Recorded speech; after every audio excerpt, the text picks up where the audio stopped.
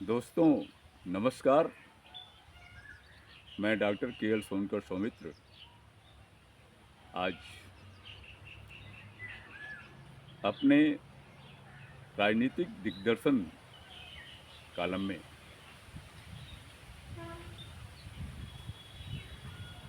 यह आपको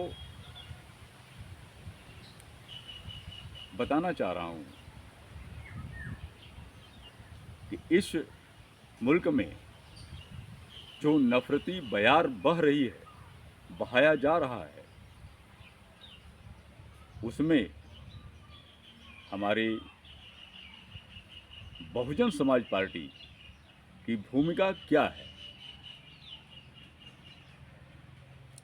क्या इस हवा में एक ट्वीट कर देने से समस्या का समाधान है? क्या पत्रकारों के सामने कुछ कह देने से इस नफरती हवा पर कोई असर पड़ेगा? क्या अपने लोगों को सिर्फ बैठाकर कुछ समझा देने से इस नफरती गैंग पर कोई प्रभाव पड़ने वाला है? नहीं। अगर ऐसा होता तो मान्यवर कांसी राम जी को पूरे भारत में साइकिल यात्रा नहीं करनी पड़ती।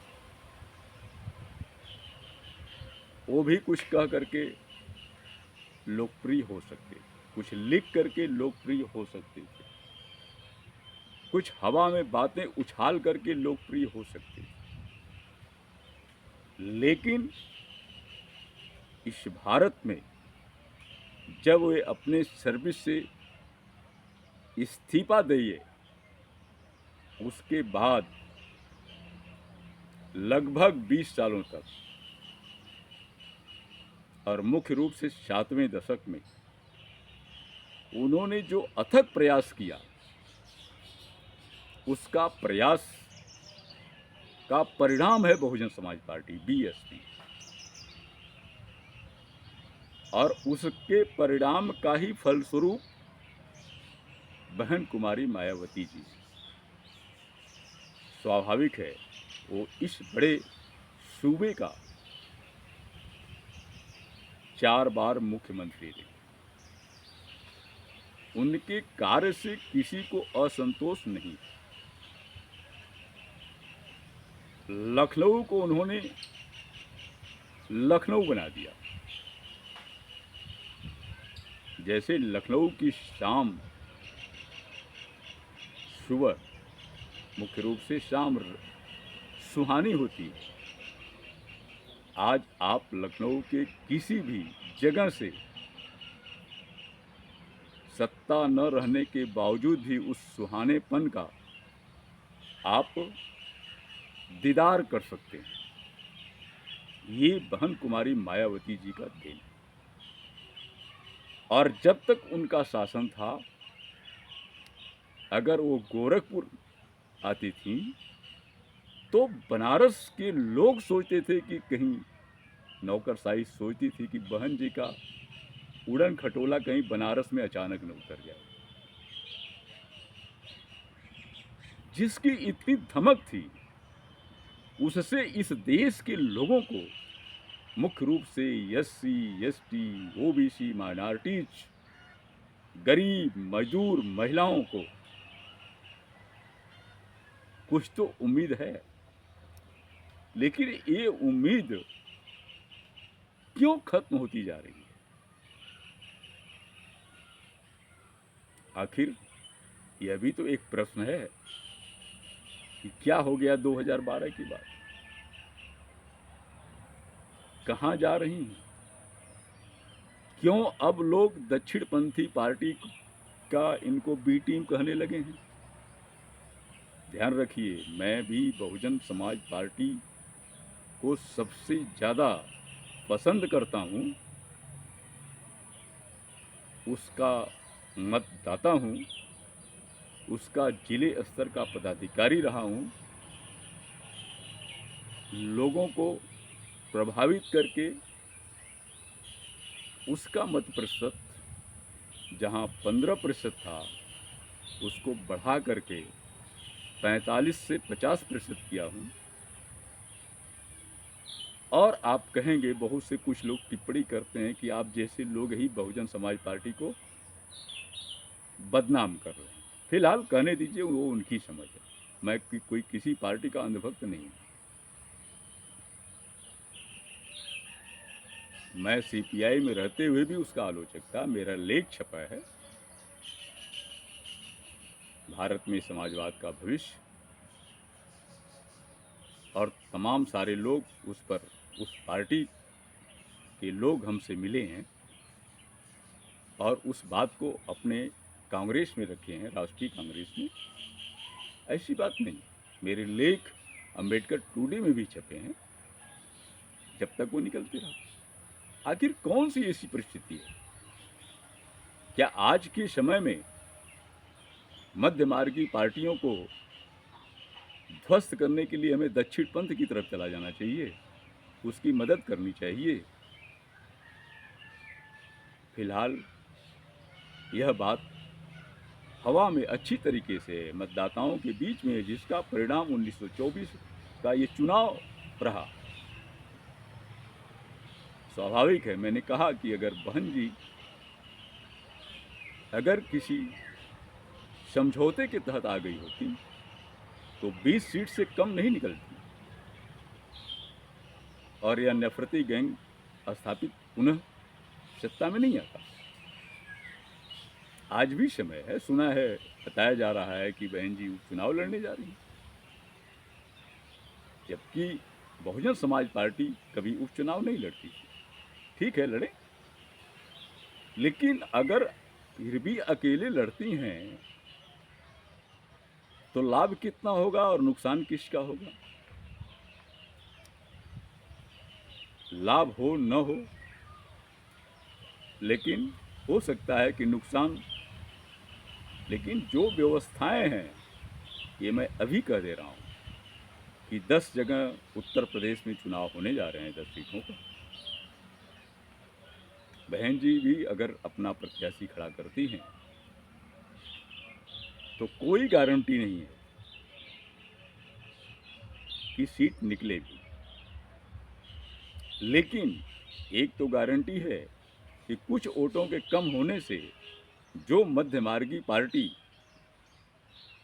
इस देश के संविधान को बचाने के लिए अपना फार्मूला तय किया है, उसको कुछ नुकसान हो जाए, और नहीं भी हो सकता।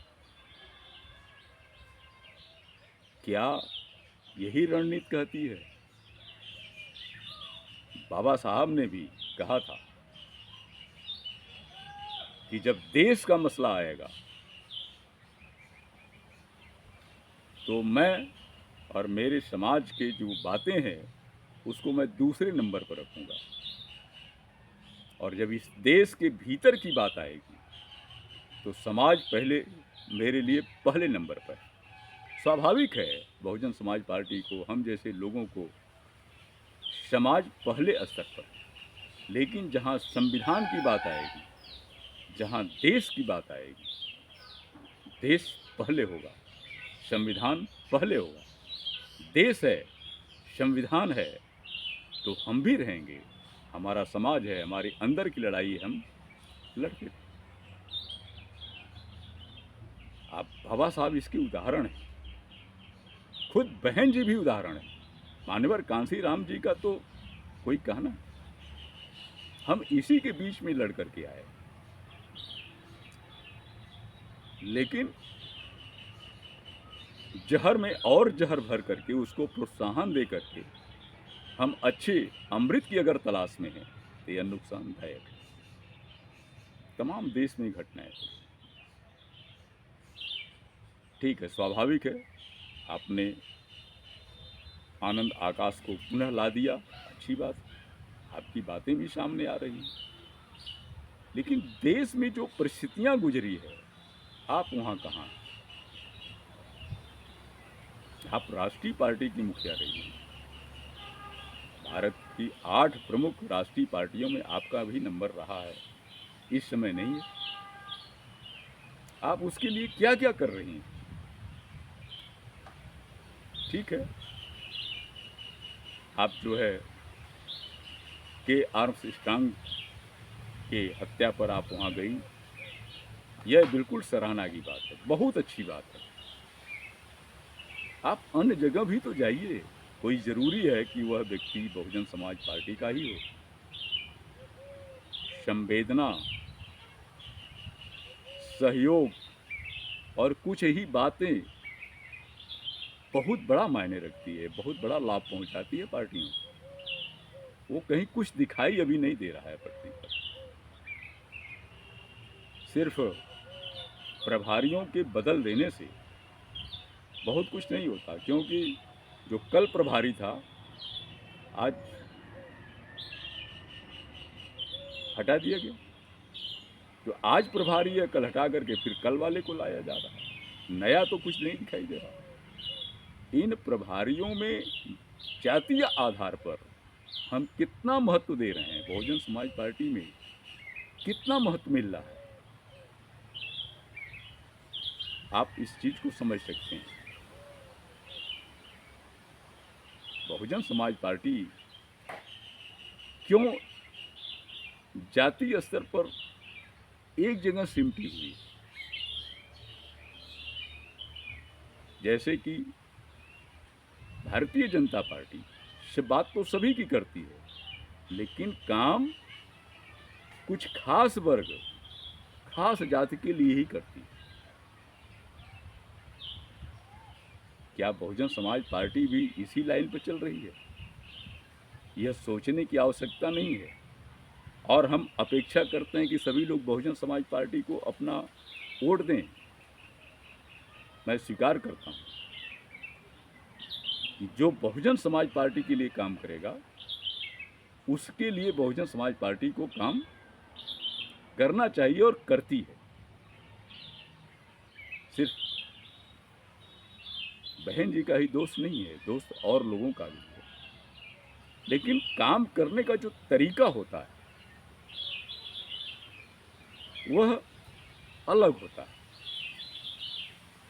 कहीं हम प्रभावित होकर, जनता प्रभावित होकर, जाति प्रभावित होकर के पार्टी की तरफ जाती है, और कभी पार्टी उसे जोड़ने के लिए उसके पास जाती है।